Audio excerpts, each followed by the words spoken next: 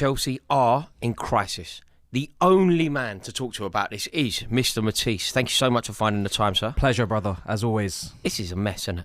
This is Chelsea. This is Chelsea. I mean, it really does. It really does feel like that, because the euphoria, and it was kind of tainted euphoria of getting rid of Liam Rosenior. All it's really done is, once we got rid of him, I've gone, okay, great. We needed rid of him. Now we have a chance of beating Leeds United. That was always my motivation. We have 2 massive games left this season. Leeds United at Wembley Stadium in the semi-final, Tottenham Hotspur at Stamford Bridge to potentially relegate them. We need to win those 2 games. I now think we have a chance in those, whereas before we didn't. So I was happy that Rosenior was gone for that reason. But now, in the cold light of day, having slept on it, we're still in the doldrums, because you still now need to ask the question: how did he ever get the job?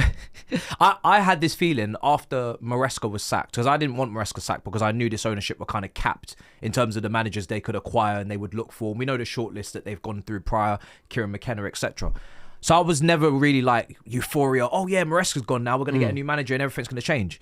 So I was already there prior to this, and I knew with this one. But I always said to myself, I'm not going to say Rosenior out. I haven't said Maresca out. Like, it's all about the ownership. It's all about... But the manager took it to a place where it was so low and we were getting battered and absolutely slapped from pillar to post, game after game. I said, you know what? You actually do need to go. Just purely so I can have a season that is... For my mental health, honestly. Just so I can actually watch football until the end of the season. You have to go. He needed to go, because do you know what? What was clear by the end? What was clear in that game against Brighton, if not before... that the players were no longer buying into his beliefs, if they ever were. If they ever were, they no longer were.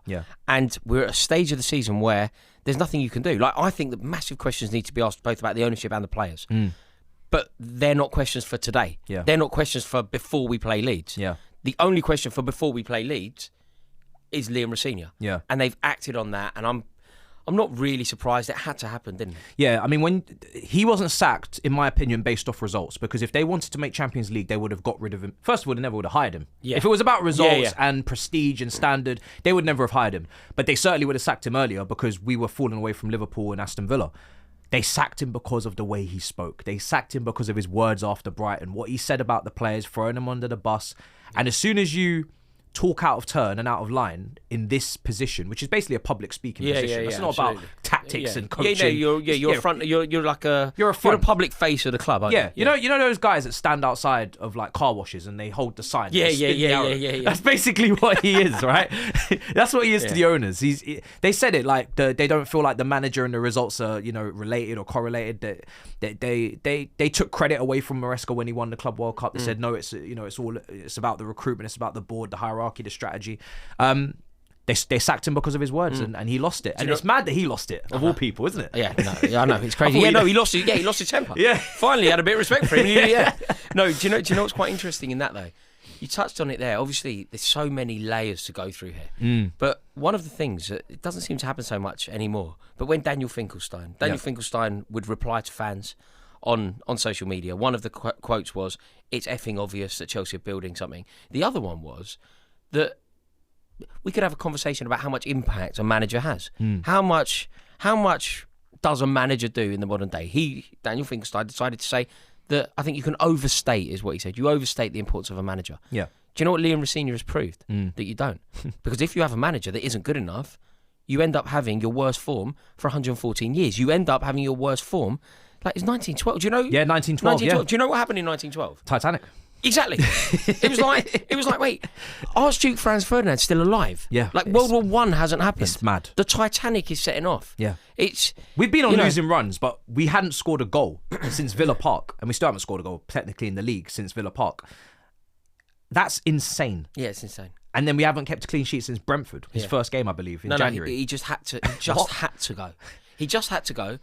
But again, we're now going to... This is the important thing. Liam Rosenior's gone, and he will be confined to the ash heap of Chelsea history. I think he will go down as our worst ever manager. As we say, the form goes back now 114 years. It's never been quite so bad.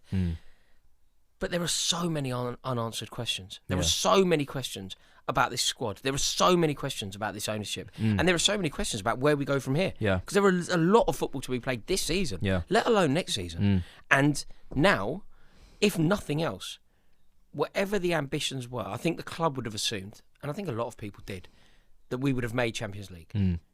We now have, at the very least, an £80 million black hole. Yeah. What does that mean for the future of our club? What does that mean for the future of Blue Co's Chelsea?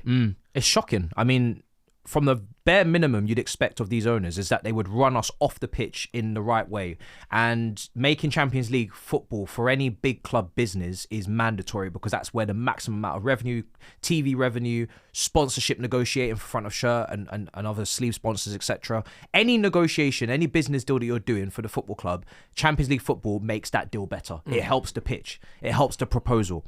So the fact that for 3 out of the 4 seasons after this season, because they're not making Champions League football, they'd be lucky to even get Europa League at this point. Conference League, I don't even know if that's even going to be... Well, we don't want it. I think Conference League actually hurts us more than not getting it because you're still under UEFA's financial fair play rules, but you're playing Conference League. We really don't need it. We don't need the intrusion of the Thursday nights, playing teams that I've never heard of. It's completely a waste of time for a club like us, who 5 years... You see, this is a big point, actually. I don't think people talk about this enough.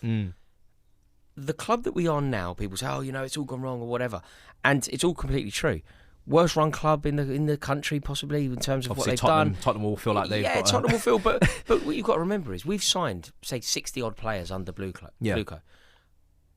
I don't think you can name 6, which would be 10%, that are good. Like, so for every one Cole Palmer, how many David Datro Fofanas are there? Yeah, exactly. How many David Washingtons are there? Yeah, for every Esteval. Yeah. Exactly. So we're incredibly poorly run. But this is the bit that I feel like Blue Co get away with quite a lot. People don't acknowledge quite how lucky they were with the club that they found themselves in charge of. They found themselves in charge of the club that had just won the European Cup. Yeah. We had an amazing mix of youth, Tammy Abraham, Victor Mori, Mason Mount, Reece James. But we married it up beautifully with the experience of Thiago Silva, N'Golo Kante, whoever else, right? Kovacic, yeah. So it was this wonderful, wonderful balance of local Cobham with world-class Thiago Silva. We won not only the European Cup, but it's fairly significant. We won the Club World Cup and the Super Cup, didn't we? We won in Dublin, in Belfast. Sorry. Yeah. They have managed to go from that to a team that we're saying now possibly won't finish in Europe altogether. Like, we won't finish in Europe. 3 out of 4 seasons, we would have not qualified for Champions League. Yeah. And 1 Conference League, not even Europa League, and then 2 not in Europe at all. Like, how can you possibly expect? A player like however good his form is, Cole Palmer is one of the best players in the league. Yeah. He's obviously a Champions League footballer. If you think about a player's career, I'm going really basic here. A player's career probably lasts at the peak from 22 to 32, 22 to 33, if you like, something like that. Yeah. What did you just say? 4 years out of the Champions League. Well, 1 in. 3 out of 4. 3 out of 4. Yeah. So Cole Palmer will spend 3/4 of his career outside of Europe's premier competition. Like, I'm not talking about winning it. I'm talking about being in it. If we're going on that run, that's what it is. At best, right now, and I said this to a mate the other day. At best, Chelsea are an Aston Villa or Newcastle where they can only get Champions League football with all of the things in their favour, factors in their favour, in regards of 1 game a week, or you're playing dross in the Conference League, and then you can put yourself... And someone else makes a pig's ear of it. Yeah, and we need Liverpool to have a pig's ear of it. And this is with 5 spots. Yeah. And they were even talking about 6 spots this season, potentially if Villa won the Europa League. Like, this is with the easiest... This has never been easier to qualify for the Champions League with the new coefficient and all that than it is right now. And we're still making a balls of it. It's insane. This is the problem as well, because you've got Liam Rosenior in charge, and obviously that was a mistake. And I'm so glad that he's gone. But I just think we need to talk about it. Like, have you seen this thing? Where apparently, what were they calling him? A supply teacher or something like that? It all comes out now, doesn't it, when he leaves? Like, the players are calling their manager. Like, regardless of how much respect you have for Liam Rosenior, regardless of how highly you rate him, do you not think that these players should just be professional and respect the office of their manager? Like, even if I'm not. But you know what? I don't know about you in school, but for me, when we did have a supply teacher, we would throw rubbers. Yeah, and we would say, Yeah, my name's John when it's not. Yeah. And we call out the register and whatnot. Like, you do take the mick. Because you can't help it. It's because they're kids, isn't it? Yeah. Because do you know what would happen? Yeah. Say a decade or so ago, you know the young kids that were about Chelsea, Josh McEachran, Gail Kakuta. Yeah. I don't know if they ever got out of line, but say they did. Frank Lampard's going to go, hold up, what? Terry. Yeah. Drogba, what? Yeah, check. Yeah. Are you mad? When Avram Grant's there, Yeah. or VS Boas. Yeah. Who do you think you are? Yeah, the young kids then, Lewis Baker, decides to mess about. Suddenly he's got Claude Makelele looking at him. Yeah, Be like, wait, what? You know the badge is still Chelsea. You mad? Right? I don't care who you mad? Now you've got who in that squad? There literally isn't one, is there? Tosin. Adebayo, yeah. And he's only just because he's the oldest. Older, yeah. He's not. Sanchez. Like, this is what we're dealing with. He has no foothold in the game. No. You have to, like, the reason I said Lampard wasn't only because Lampard was older, or Makelele, wasn't only because they were older. It's because of their prestige in the game. Yeah. Like, there's an aura. Yeah. But I just don't. We don't have that. We just don't have any respect for the role. Like, Enzo Fernandez is such a problem.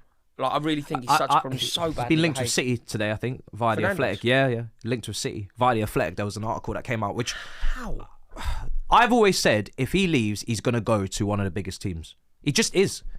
As he... Like, you know when he was making eyes at Real Madrid? Wound me up. And I just thought, I've never seen him in a Chelsea shirt put in a performance worthy of Real Madrid. Like, think about players that we've seen in our very recent lifetime. Get the Real Madrid move. Like a Bellingham or Mbappe. Think about Premier League, even. Like, let's just make it... Think about Gareth Bale's seasons at Tottenham. Think about the form. Like Gareth Bale, Luka Modric. Think about the form. Think about the player that Michael Owen was to get that move. But you know what? Right, Eden Hazard. Yeah. Think about the season that he had in 2019 at Chelsea. The overall general standard has dropped. Because even Real Madrid, why is Arbeloa in charge?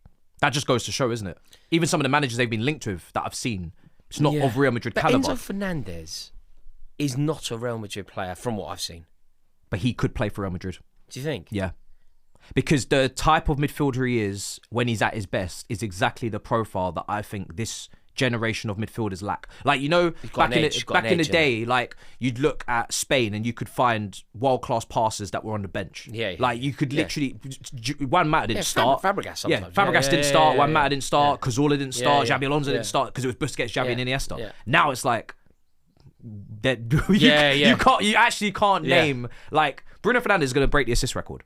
Yeah. Like, but back maybe 10, 15 years ago, there would just be a pool of players like that. Do you know what I mean? Yeah. So Real Madrid, when I watch Real Madrid, they do lack that kind of move. Then? Yeah, absolutely. Well, if you think he gets it, look, I could well be wrong on this. I just, in my head, to get the Real Madrid move, you're Eden Hazard in 2018. That's how good you are. You're Gareth Bale, that season of his life when he scored that goal against West Ham, that goal against Stoke. That's what I feel like that move is. Yeah. If you're right, and you almost definitely are, if you're right, he's gone.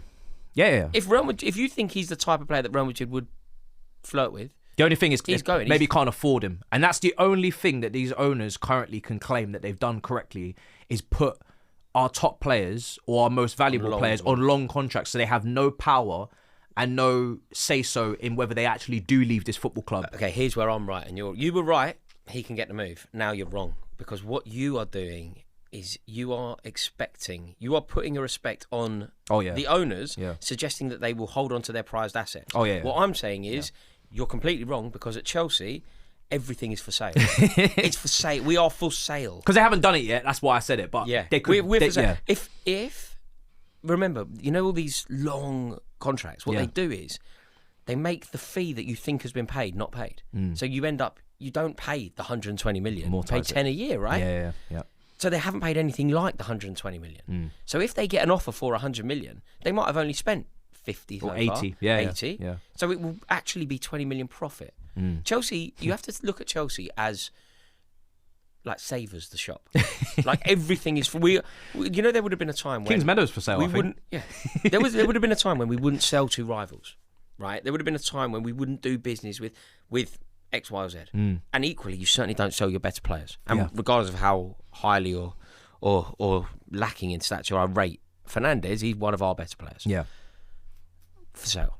100% for sale. So if you think Real Madrid are up for it, I think they can afford him. And they may have, because of the financial hole that you just mentioned earlier with Champions League, they will have potentially no choice but to sell those players because those are the ones that will generate the most money to take them out of said hole. Yeah. Disasi to West Ham, okay, you can negotiate all window long, but if you're financially desperate, West Ham might just keep bargaining until the cows come home. Whereas, you know, the top players will be worth something. But because they haven't sold any of them as of yet, and they keep offering them new contracts, and some reason they keep signing, like Caicedo. You're already on a death row contract till 2032. You extend it one more year. And then we have a big celebration about it in a dinner hall. What's going on right now? That was. Do you know what? That was. Why did Liam Rosenior look so out of his depth there? What was wrong with that? Everything was wrong with that. Every moment he's had is a meme, and it's just natural for him. It's just I don't know why. No, it was that was actually a disaster, wasn't it? It was like a complete and utter disaster. It was forced. Yeah, it was a gimmick. Yeah. What do you think about the form of the players that we know are good? So there's lots of players at Chelsea we know. Yeah. Palmer, I mean Caicedo. Yeah, he's dropped off. Yeah, Cucurella as well. Has Caicedo? I feel like his form has been massively affected by the sending off against Arsenal. I don't feel like he's been like the player that he was up until that game. I think we were arguing who's the best midfielder in the league. Yeah, is it Rice? Is it Caicedo? I mean, we all know the correct answer is Rodri, but the arguments we were having was out of those two. And suddenly it's just not. Like Caicedo got done in Brighton. I don't know if because you've seen our bench, right? And I keep banging on about it because when you spent 1.8 billion plus, that bench that we keep putting out game after game, week after week, is a genuine disgrace. You look at Man City's bench, you look at even Arsenal's bench, right? They're seniors. Whether they're delivering, whether they're consistent, whether they're highly regarded, rated, they are actually grown-ass adults who have got a responsibility to come onto that pitch and contribute. When you look at our bench, it is a genuine disgrace. Week after week, I'm seeing a bench that, if I was the manager, and I could, we can all do hindsight analysis as a fan, but when you actually look at that bench and you're losing a game or you're level, there's nothing inspiring on our bench that you could look to from an attacking perspective. Be like, oh yeah, I'll bring him on. That will change the game. We know why though, and that means our key players do burn out or maybe have to play more than they have to. This is now it's not Rosenior's fault. Now we're talking about the ownership again because we buy players. When you're good football clubs buy players that will elevate the squad. Yeah. Buy players that the squad are lacking in. Buy players that will do a job that nobody else in the squad can do. Yeah. They look good on the pitch. We buy players that look good on the spreadsheet. Yeah. Like when we signed Garnacho, yeah, we didn't sign Garnacho because we desperately needed a left winger. We didn't sign him because we were desperately in need of whatever the skill set is that Alejandro we needed Garnacho one apparently to come in over Gittins because they signed Gittins as well, 55 million, and he's been injured. But that's another example of signing a player that looks good on a spreadsheet because Jamie Gittins, however you rate or felt about Noni Madueke, Jamie Gittins is nowhere near as good as Noni Madueke. Noni Madueke was in the England side. I don't rate either of them highly. Fine. But yeah. Fine. Who's better? Madueke's better than Gittins. We developed Noni, didn't we? That's the ironic thing. We actually spent 2 years developing him. And we were told that he was the future and we were going to just to bring in someone that was 2 years probably off behind him and then have to go and develop him again and not make any progress or not move forward. So when I'm Rosenior can't do the job regardless of the players available. But when the players available are Alejandro Garnacho and Liam Delap. Oh my goodness. I said it to you in the car up. Some of these players, when I was watching them, I almost thought, you lot could get me cancelled. You players here, you could get me in big trouble because some of the performances I've seen. I mean, we're seeing players that can't trap a football. We're seeing players that they don't have a touch, or when they get the ball to carry it and move forward, they'll stumble upon themselves and lose it and give possession away. Even against Manchester United, if you're not going to be good on the ball, if you're not going to be, technically gifted, at least your work rate and your graft is there's some sort of credit in the bank there. Willian used to give us great graft and work rate. I see Garnacho versus Bruno on the touchline. I'm like, it's so easy to get past you. You're just so weak. You're so fragile. Yeah, I know. Frail. I know. And then the assist goes. And we're down to 10 men at that point because Fofana's off the pitch. Do you know what? You've got to do extra. What's he doing off the pitch as well, man? Oh, yeah, he's got a stomachache. Mate, wasn't he? And he was, and you saw the second sheet? goal. Look how weak he was for the second goal as well. Mate, That's our centre back. £80 million we spent on him, and it was a massive risk and a bad idea at the time, because as much as I thought he was brilliant at Leicester first season from St Etienne, he had just come off the back of multiple massive injuries. Doesn't make any sense to get him. But again, Todd Bowley, what was he on? He was sporting director. Signed. Oh, Man City were looking at him. Yeah, let's get a Aubameyang. No, it was a mess. Do you know what? You touched on something there. And I think you use weak, right? Weak or feeble, whatever, when you're talking about the Garnacho Fernandes thing. Yeah. And do you know what I took from that game? It's horrible what I'm about to say, by the way. You're not going to enjoy this. But we're weak. Like, do you know, I feel like as a club, when I was watching that game, it really hit me against Manchester United. Do you know why? I'm watching it on telly. You're obviously always live, right? So you're not here. You don't hear, do you? You don't hear the... I've actually managed to get the comms now. Okay. Yeah. Well, obviously, I've got the game on. And I'm not joking, Matisse. All you could hear was, like, Man United have wicked away support. They always have. Yeah. But I'm not joking. All you could hear was Man United's fans singing about Garnacho. That song about the Argentine. Same thing they sung for Tevez, right? Yeah. Basically being greedy. Yeah. They sung that song about him loud. Yeah. And I have always thought that we have good support. I know that people like to take the mick out of it. Yeah. But I've been to enough games, I have enough mates that go regularly to know that on our day we're loud. Stamford Bridge, when it goes well, right? And don't get me wrong, it can be stale, it can be soft, it can be slightly underwhelming. Yeah. But on its day it goes. And playing Man United under the lights is when under the lights go, is right? usually when it goes. Yeah. Man United as well. Man United, like, when it should go. Yeah. And all I could hear was the United support. And you said the players were weak. I feel like the support in that moment, in that game, I just couldn't believe how flat it all seemed. Like Stamford Bridge, right, used to be a fortress. Yeah. Didn't we go 86 games unbeaten at home? Yeah. Right, we were unstoppable. 86 games, 4 seasons. Yeah. Right? We went 86 games unbeaten at home. So forget your opinions on Stamford Bridge. Stamford Bridge was a fortress. What have we won at home this season? 6? Our home record is, I think we're 13th in the league table. Are we? Our away record is keeping us in a respectable, and it's not even respectable. Are we really 13th? Yeah, because our away record, we're 3rd, behind City and Arsenal, last time I checked. That's how bad our home record. Home record how is this awful. Malaise? It started with the ownership. Yeah. It started with the ownership. The players are obviously weak. We, as fans, have kind of adopted that. Like, this malaise at the club. There is obviously an inevitable ticket price rise next season, which is going to put even more people off. Yeah. They're constantly... Do you know what I was reading the other day? I couldn't believe this. The one area of a football stadium, right? Not the one area. I think there are more. But I would say the main end of any ground. So at Chelsea, the Shed, at Queen's Park Rangers, a loft. Yeah. Whatever you believe it to be, right? The main end of any club needs to be protected. Yeah. That's the noise, right? And that nasty sponsor. Right? Well, right? No. on the shed. You're right. Yeah. And in the other area of any stadium, like, if I took over a football club ever, 2 things you protect. You protect the Kop, the Stretford end, the North Bank, the Clock end, whatever you believe it to be, the loft, and Chelsea's main end, right? Yeah. So you protect that, and then in every stadium, you protect the family enclosure. Like, put the prices up of corporate, do what you want. Yeah. But what you must look after is the family enclosure. Yeah. Because that's tomorrow's fans. Yeah. Those kids that are going in for 20 quid are the people next, when they're older, they're the ones that will be dropping grands. Yeah. They're the ones that will be taking their children, right? The wheel keeps turning. Yeah.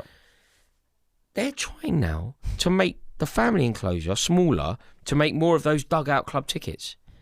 Doesn't surprise me. And you're like, insane? We have an owner who is a co-owner of Vivid Seats, which literally charges overseas fans thousands for the same tickets that we're meant to be. And going do you know? Which I have no idea. The Premier League have not gotten involved in this. It's going to cause a massive. It's going to hit. They will take notice, because what's going to happen is Tottenham are going to need to win at Stamford Bridge. Tottenham have a very tribal support. Yeah. They have loads of support. Are you saying they're going to be in the home end? I'm saying that Tottenham fans, if they need to win at Stamford Bridge to survive, there's a chance that a lot of Tottenham fans end up in parts of the ground where they shouldn't.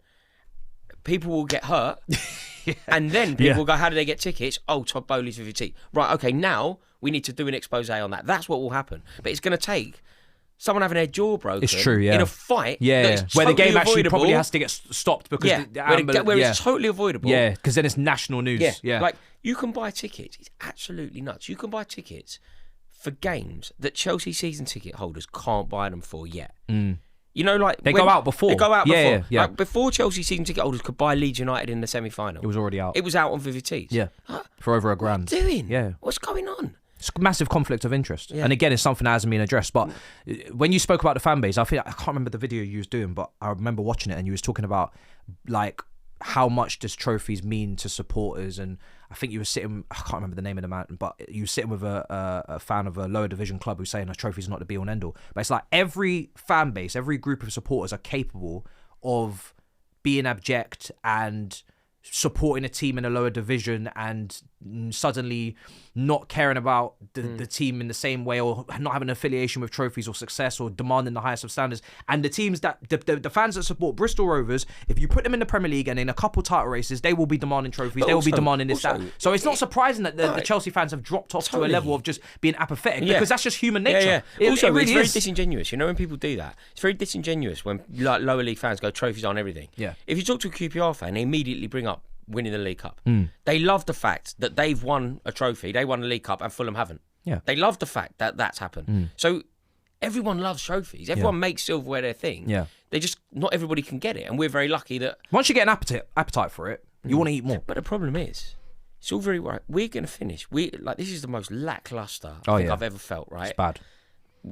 Our season is going to basically tail off into mid-table obscurity. Europe may or may not happen next year. And ultimately, I don't even know what the ambition is anymore. Like, our ambition was always to win the league. Yeah. It's What not is that. our It's not that ambition? now. No. We're nowhere near it. I don't know what it is. Yeah. I don't know what the dream. What do we dream of? I find it very difficult to dream of top four. I find it very difficult. Oh, I to can't dream about that. No, No. that's not a dream. That's just. And look, I dream about league titles, but we haven't won a league now for 10 years. Yeah. It will be 10. Yeah. It's impossible for it. Yeah, it will be 10 years, Yeah. right? That's 10 years. And I think that we're now further away from winning a league title than we have been for 30 years. Fairs. Like, we're now further away Yeah. than we were 30 years ago. Like, Yeah. 30 years ago, we were in the midst of... 30 years ago, we were 45 years from... Yeah, about 40 years... From the first. From winning the first one after 50 years. Yeah. It's like... I don't even know what we are anymore.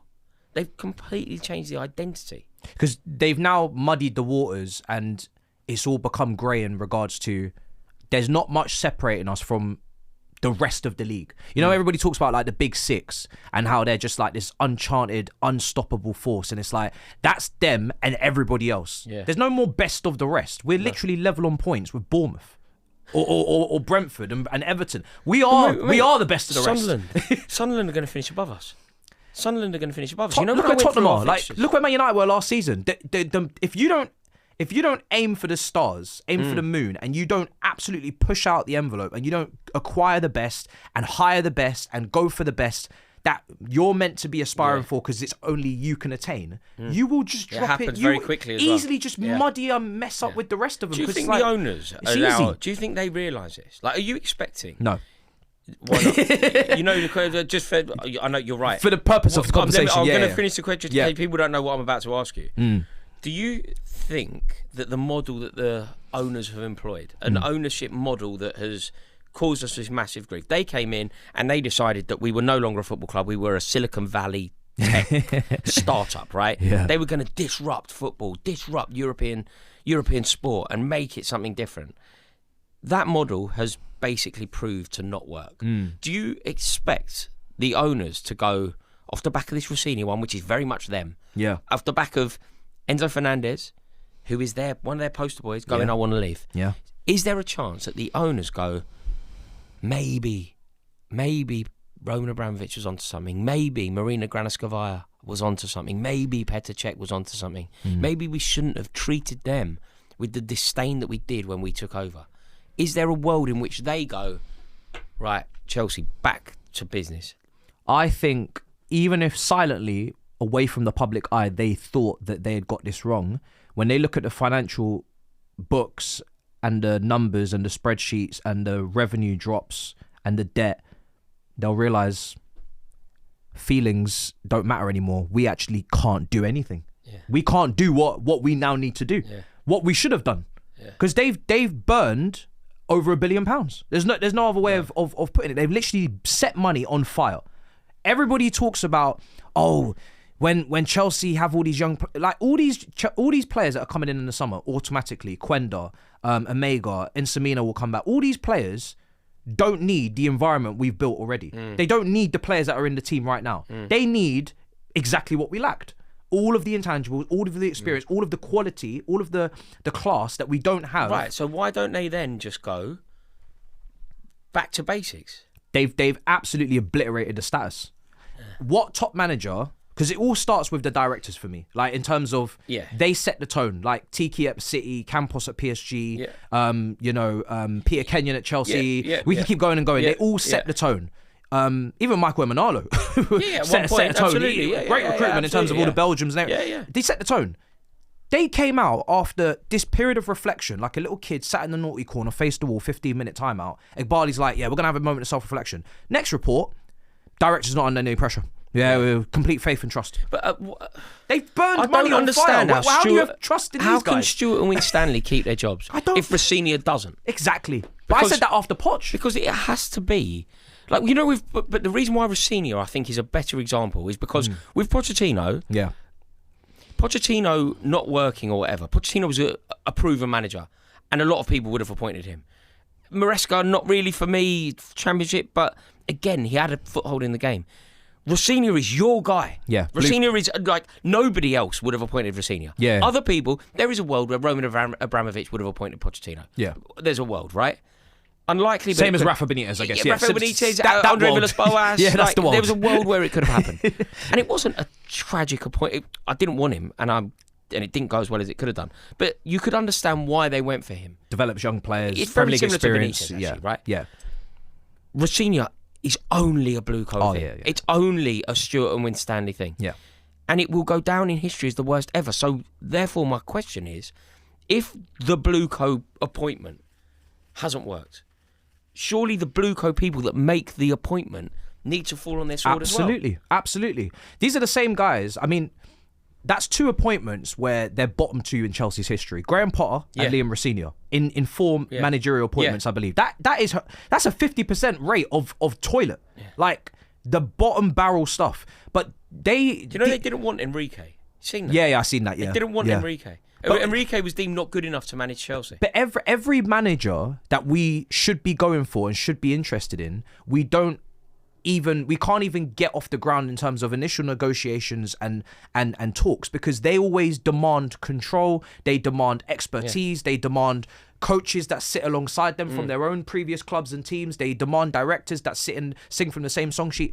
We don't do that. Look at Callum McFarlane. Look, a perfect example. He shouldn't be anywhere near the Chelsea, coaching dugout, let alone interim manager. They've just sacked Ed Brand, I believe. He's been at the club since how many decades? What do you think then?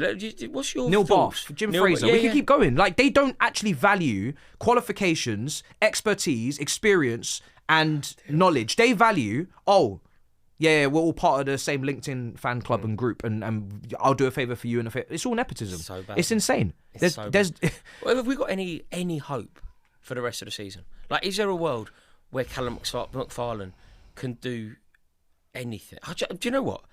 We just need to bluff a win against Leeds. Bluff, literally, because Leeds are in good form. They have good momentum. They've been playing well. They got a result against Bournemouth.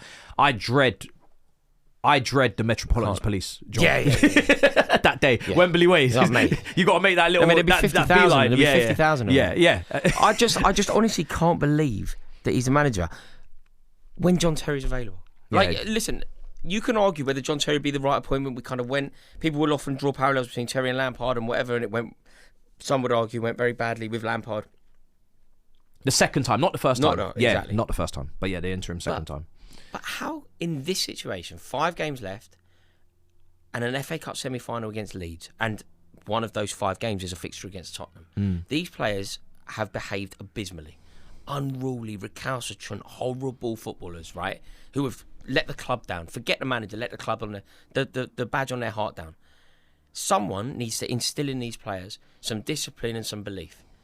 John Terry and Jody Morris as assistant would... it's like the perfect marriage just for 5 Not games. for Bluco.